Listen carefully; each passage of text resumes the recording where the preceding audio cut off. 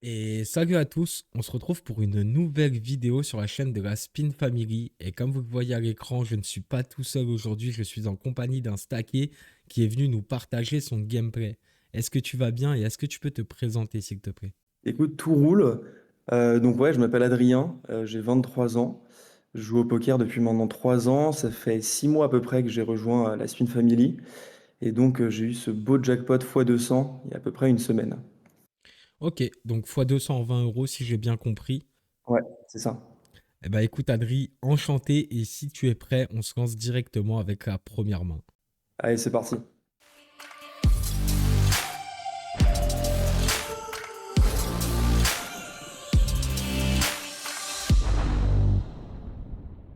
Si tu souhaites faire exploser ton niveau de poker, alors ça se passe ici.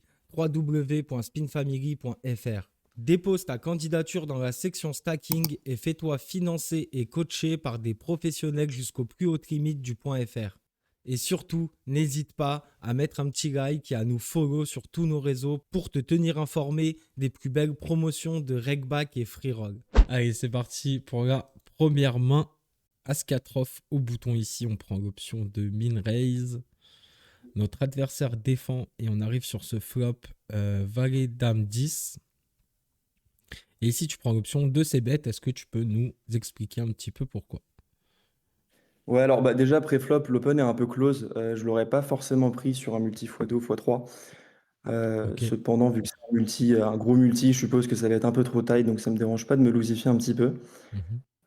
Après, sur ce board-là, c'est un board que je vais souvent c'est bet cher parce que j'ai un gros avantage de range. Spécifiquement avec ma main, j'ai pas vraiment d'intérêt à bet très cher tout de suite. L'intérêt de size up un petit peu et de pas faire un sizing d'un tiers, c'est que je vais pouvoir représenter plus tard des mains beaucoup plus fortes. Et donc je pars potentiellement déjà dans l'optique, si je suis payé sur certains run-out, de partir en 3 barrels très souvent sur ce genre de board. Ok. Eh bien, tu n'auras pas l'occasion de 3 barriques puisque ton adversaire va directement passer au flop et tu prends le premier coup de ce jackpot. Main suivante, du coup, on a 9 et 5 en big blind. Notre ami au bouton prend l'option de min raise, fold de small blind. Et ici, la décision nous revient. Tu vas prendre l'option de passer ici. Donc, j'imagine 9 et 5, tu estimes que c'est pas assez fort. Et du coup, quel pourrait être un petit peu ton bottom, par exemple, dans la famille des 9x ou 5x, que tu pourrais défendre ici dans les mains off? Ça va dépendre face à un adversaire. Cet adversaire-là, je l'ai beaucoup joué quand même. C'est pas un profil très récréatif ni reg, c'est un peu entre deux. Donc je vais être relativement loose face à lui. Je pense que je vais peut-être pas prendre 9-6 off, mais 9-7 off, c'est sûr en tout cas. Ok. Main suivante, 7 et 4 à cœur. Notre ami au bouton prend l'option de passer. Et ici, toi, tu prends l'option de compléter, du coup. Pareil, donc encore une fois, pourquoi tu préfères Gimpé plutôt qu'Open, par exemple? Tu peux peut-être t'as peut-être des infos à nous donner ici. Pour le coup, c'est simplement dans mes ranges. En fait, je peux faire les deux. Aucun des deux me dérange. C'est Mhm. un adversaire qui est relativement honnête. Donc sur un multi, je préfère pas de contrôle dès le début avec ce genre de main.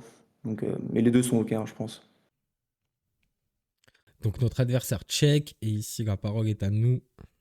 Donc sur 9, 2, 5, on prend l'option de checker. Donc pareil, c'est peut-être une main que tu n'as pas envie de bet ici. Peut-être que le scénario avec un cœur au flop t'aurait peut-être donné un peu plus envie de bet. Je sais pas, tiens, dis-nous-en un petit peu plus. C'est quoi ton plan ici?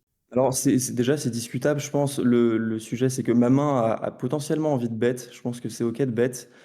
Il a quand même un avantage de range sur ce board-là. Donc, encore une fois, dans l'idée de plutôt pot de contrôle face à lui qui va être assez honnête, je préfère checker. Surtout qu'il raise très très peu quand je sais bet. Donc, j'ai pas envie de m'embarquer tout de suite dans un gros coup où il peut me call avec des 9 par exemple, qui devraient raise en théorie, je pense.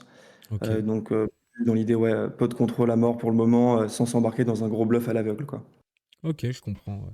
Notre adversaire prend l'option de check back, turn valid pick, qui ouvre du coup un tirage flush et un tirage quinte.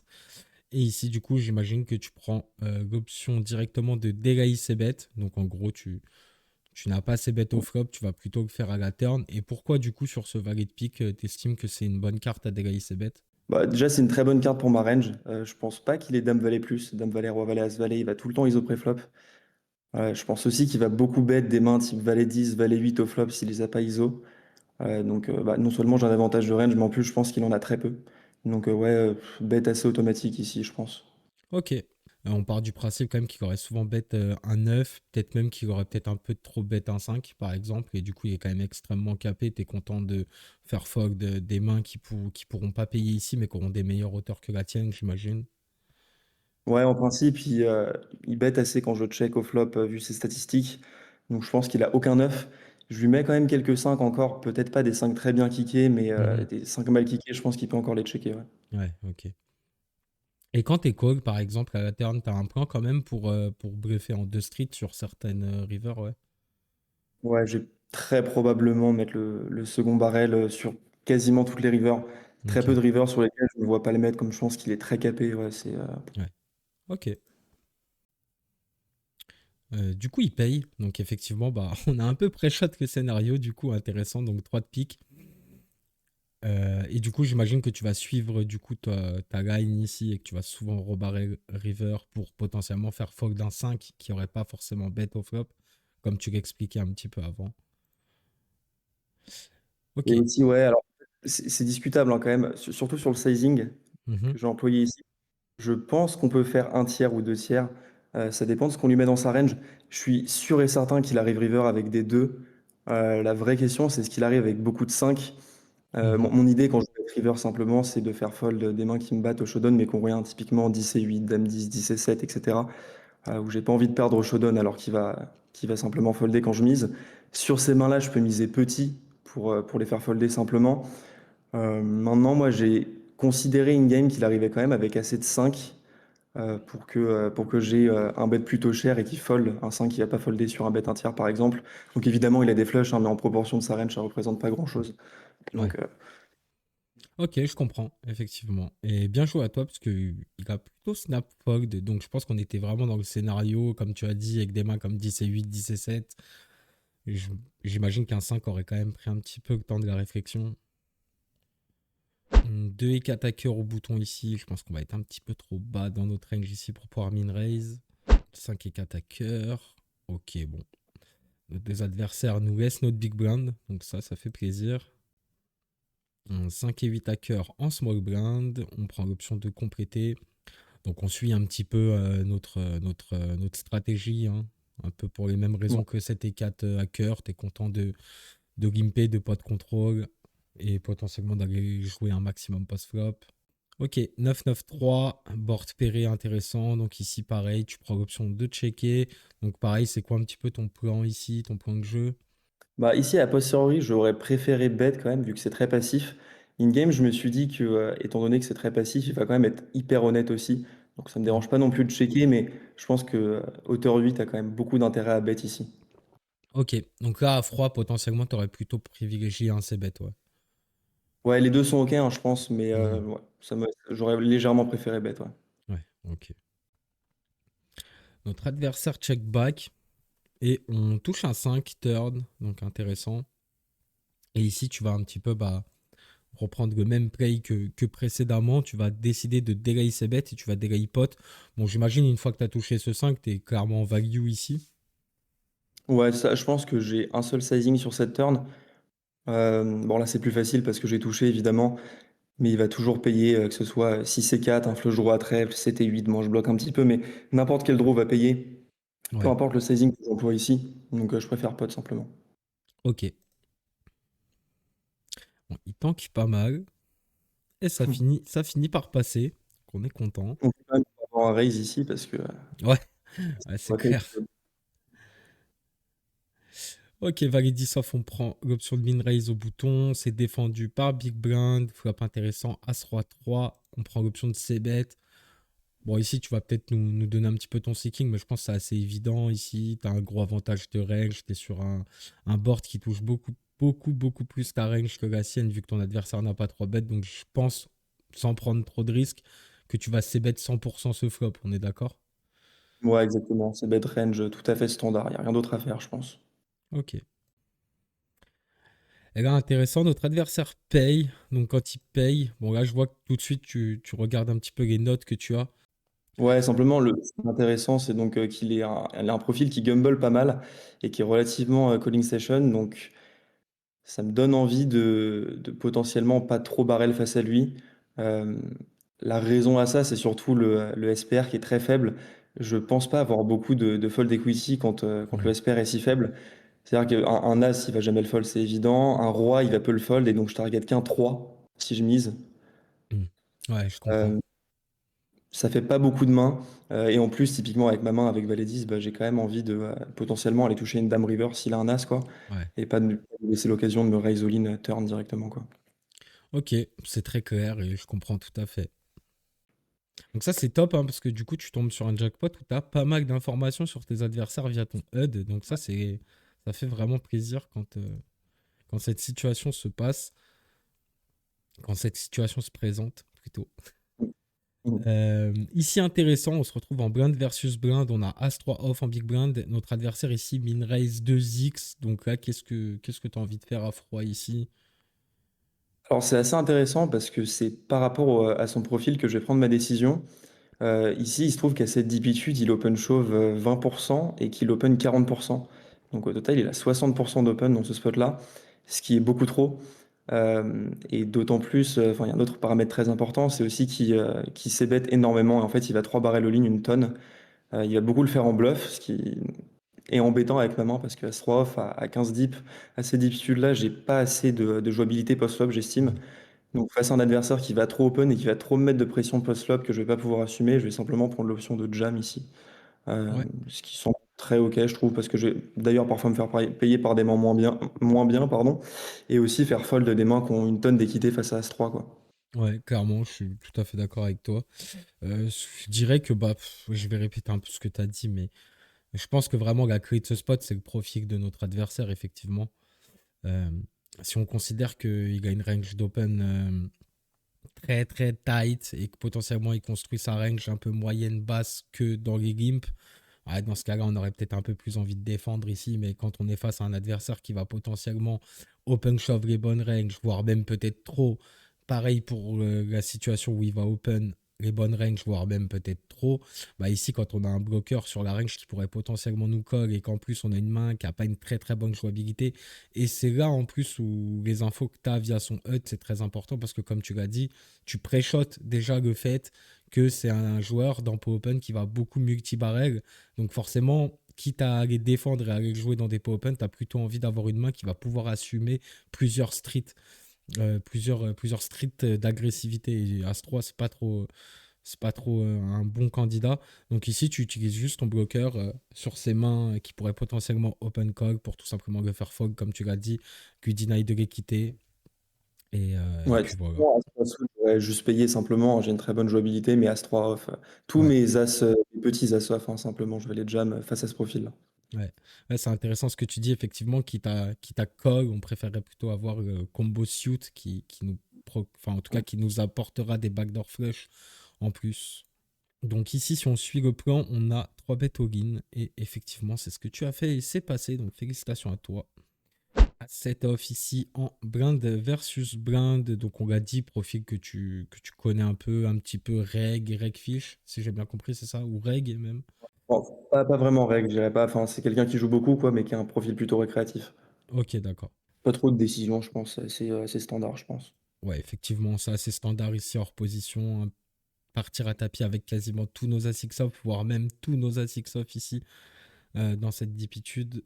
Et c'est ce que tu as fait et ça passe. Donc pour l'instant, on n'a pas eu de rencontre. En tout cas, quand on part à tapis, on n'a pas eu de rencontre pour l'instant. Donc c'est cool, on va plutôt jouer post-flop, on grind tranquillement et ça se passe plutôt bien pour le moment. Et c'est très passif aussi depuis le début, ce qui est une info importante à noter aussi potentiellement. Ouais. Ouais, c'est vrai, clairement. Ah, bon, là ça y est, on a un spot intéressant, enfin même un spot, on est un spot parfait si j'ai envie de dire. Bon là on va pas détailler, notre ami Paratapi, on a As-Roi bien sûr qu'on va payer. On est contre Val et Dame. On fait l'As, il fait le Valet. Et ça tient, magnifique. Donc on arrive dans une situation très intéressante puisque notre adversaire a 9 blindes, on en a 20, 27, 28. Donc on domine largement et on va avoir plusieurs bagues, on va avoir potentiellement plusieurs bagues de match contre lui. Donc première main, on arrive avec Roi Valet off au bouton. Et est-ce que tu as envie de game trap ici? Est-ce que tu as envie de partir directement à tapis? Donc ouais, ici je pense que le chauve est assez standard. J'aurais envisagé de limper peut-être face à quelqu'un de très très agressif, mais généralement une main offsuit ici c'est pas du tout ce qu'on a envie de limper. La diptude reste très faible, donc le chauve est très standard. Ok. Ouais, par exemple, typiquement, t'aurais peut-être pris plutôt une main comme, je sais pas, roi 10, roi 9 suité. En tout cas, une main suit pour qu'en tout cas, dans les cas où ton adversaire check back, t'aies un maximum de jouabilité post-flop. Ouais, c'est ça. Face à lui, j'aurais pas limpé très très bas non plus, hein. Face à un Mhm. adversaire agressif, ouais, j'aurais pu descendre peut-être jusqu'à roi 9 suité, voire roi 8 suité s'il est fou, mais là il a l'air très passif, donc en fait même roi 10 suité, je sais pas si j'aurais trappe face à lui spécialement. Ok. Donc effectivement, t'es parti à tapis et notre adversaire a passé tranquillement 7 et 9 off. Ah, on voit qu'il te demande si tu veux pas dire, mais bon, je pense que quand t'as 3 fois son stack, t'es pas trop parti pour direr. Mais il a raison, hein, qui ne tente rien à rien. Ok, et on prend un wog, du coup ça fait plaisir. L'air de rien, il y a une info importante quand même sur le 9-7 off, Ouais. parce qu'il est censé très très peu fold quand même 8 deep en heads up ici. Mhm. Donc je suppose qu'il va être trop tight et que je vais pouvoir lui mettre beaucoup de pression. Donc en fait, quand je vois un fold ici 8 deep, je suis absolument ravi parce que j'imagine que je vais pouvoir jam une tonne et qu'il va jamais call ce qu'il doit call. Donc Ouais. très très bonne nouvelle. Ok. Bon, c'est bien, je vois que tu analyses énormément tout ce qui se passe autour de toi, que tu prends plein d'infos, que tu utilises bien les stats que tu as sur tes adversaires via ton HUD et tout, et c'est cool, parce que je vois que ça oriente pas mal de tes décisions, donc c'est vraiment intéressant en tout cas pour le coup. Roi 5 à carreau ici, donc notre adversaire a 7 blind 75. Bon, j'imagine qu'ici c'est pareil, c'est une main. Enfin, j'imagine que t'as pas trop envie de la trappe et qu'il te reste plus qu'une seule chose à faire, c'est de partir à tapis. Ouais, tout à fait, ouais.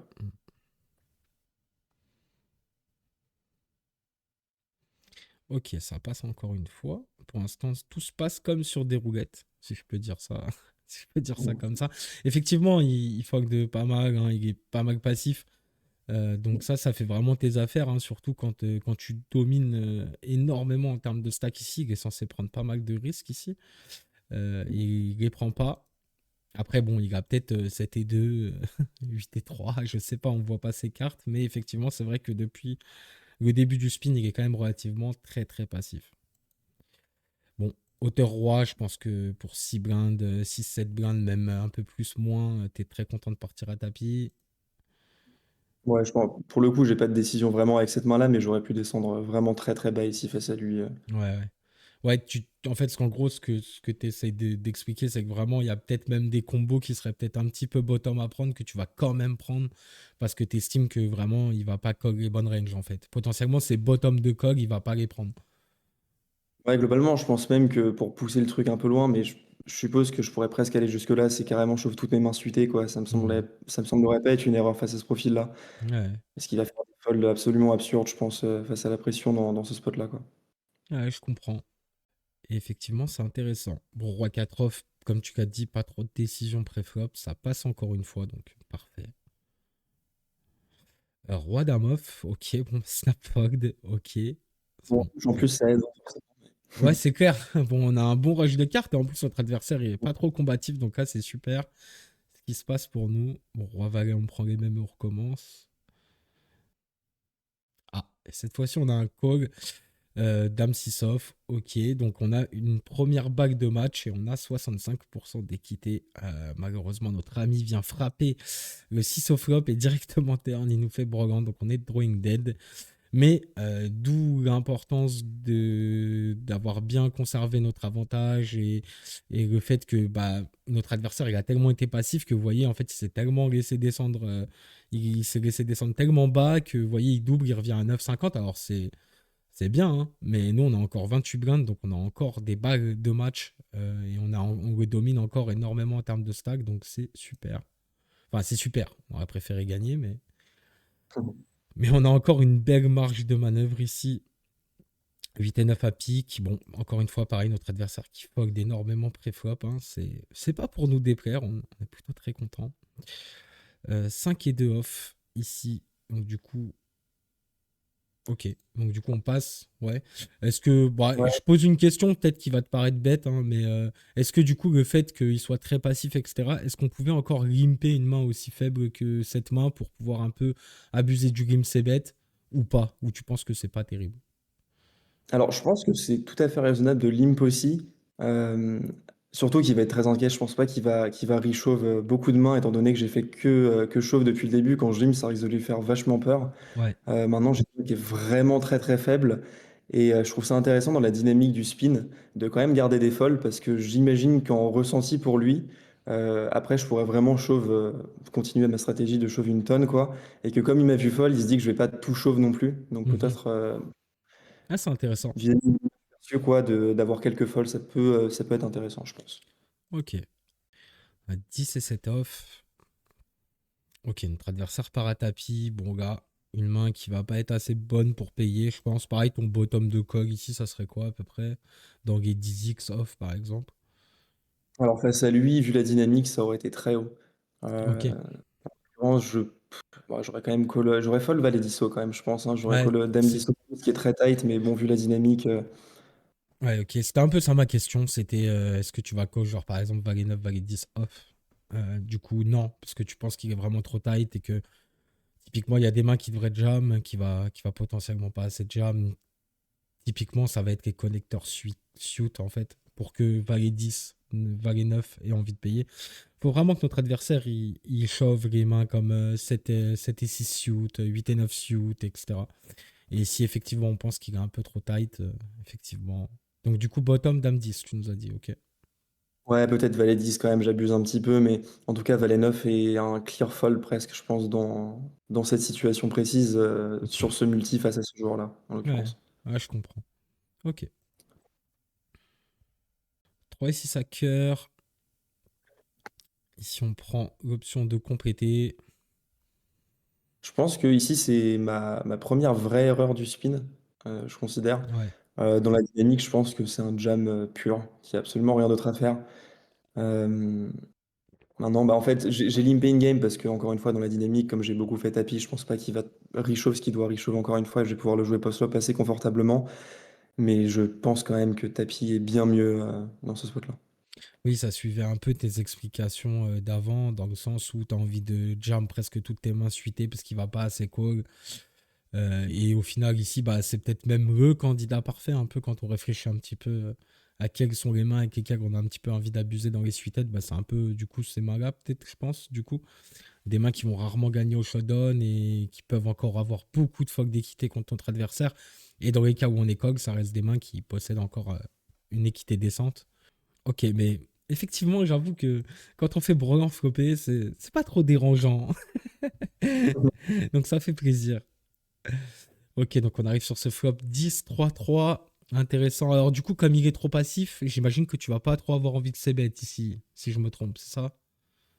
Ouais, ça aurait été discutable face à un reg assez aguerri de bet ici parce que je suis face-up sur une main qui a de la showdown hein, tout le temps ici. Je vais tout le temps bet si j'ai rien, quoi, de manière générale. Ouais. Donc j'ai hauteur dame ou un 3, donc c'est discutable, mais face à lui, en réalité, j'espère juste qu'il va toucher un petit bout de quelque chose pour lui prendre le Mhm. maximum d'argent sur les streets suivantes, quoi. Ok. Notre adversaire trouve encore un check.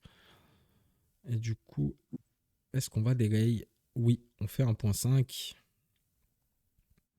Et notre adversaire passe. Bon, effectivement, après, quand il a double checké, c'est vrai qu'il va souvent passer, mais il y a encore quelques draws qu'on aurait pu faire payer. De toute façon, ouais, faut bien essayer de prendre de la value sur quelque chose. Il a encore des 10 hein, quand même, je pense, hein, dans, Ouais, dans ce spot-là. Et des flush draws, des 8 et 9, des 7 et 8, enfin, toutes yes. sortes de draws. Yep, je suis d'accord.